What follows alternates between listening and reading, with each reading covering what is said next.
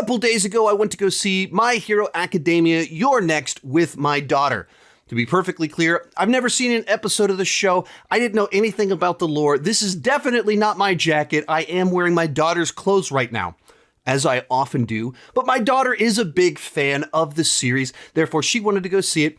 So I took her. As this is the only My Hero Academia I've seen, I can't comment on whether it's good or bad My Hero Academia, but I can say that it worked well enough on its own terms for an outsider. Kind of drops you right into the middle of an action set piece, and it never really lets up. You're just always kind of in the middle of this story, but it's able to fill you in on everything happening enough that I was like, I understand the basic idea of what's happening here. I don't know the significance of certain relationships or characters' backstories, but I could follow along with the plot of this big, gigantic threat. I'm not likely to go and watch a bunch of episodes, but I certainly get the appeal with kind of this big, expansive lore about people with the different quirks that they have, how they have to work together, the competitions, the threats that are out there. The movie introduces a villain that, even without fully even understanding the significance of who he is compared to who the previous character was, I got that this was an offensive gesture of what he was doing.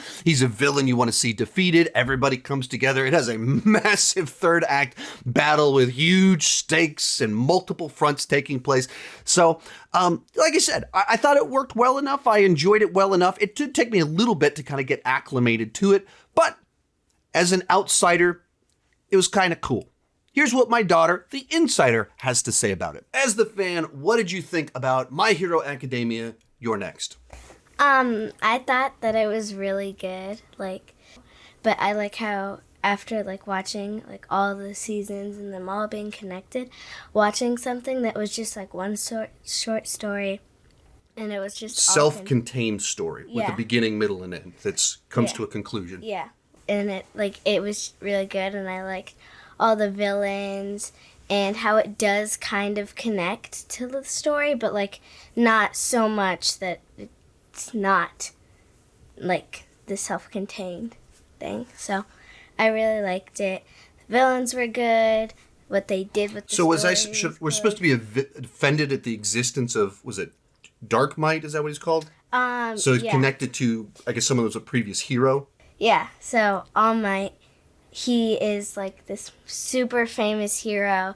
Everybody loves him, including the main character. There.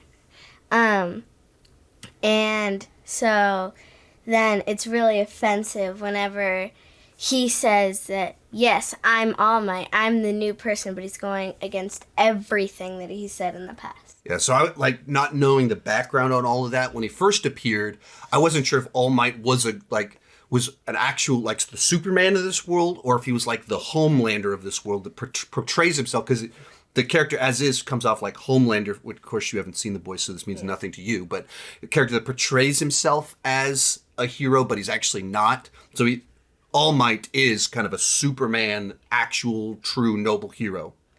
Yeah, he is. Okay.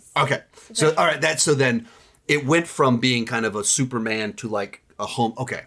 I'm understanding now better the movie that I watched. It's even more offensive though, because just a couple episodes before the movie had taken place, All Might had sacrificed himself, and it was a really big thing, and everybody was like, "Oh my word, he's gone!"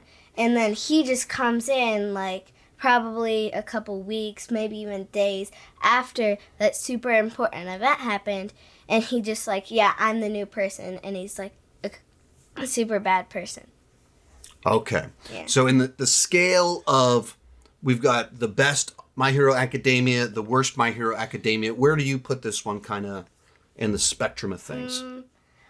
I've never seen the other movies, but I'd put it if I'm just ranking it from a 1 to 10, 1 is bad, 10 is really good. I'd probably put it at 8.5. 8.5? That's a nice score for it. I don't know how I'd make it better, but it wasn't perfect. Okay. All right. Thank you. You're welcome. I don't know if this is how the show works, but I did feel like it sidelined virtually everyone to just follow this guy until like the third act, and then everybody shows up and does something important in the third act. But the first 2/3, it's really just this guy and I guess a new character that has an eye patch, which the new character was cool. And the new character was the person that really got all of the character development, the backstory, and all this fun stuff. So it felt like the new guy, I'm assuming new, was really the standout in the story. And it seems like so many of the returning characters are just like off in the background for most of it, and they're just kind of there for the action. And I don't make of that what you will, but like I said, as someone that was an outsider, I was like, I get it. I get why this is something that people would really enjoy, and what the hook, the appeal, the lore, all of that fun stuff is. And my daughter, who is the fan, said that it was good, My Hero Academia, and gave it an 8.5 out of 10.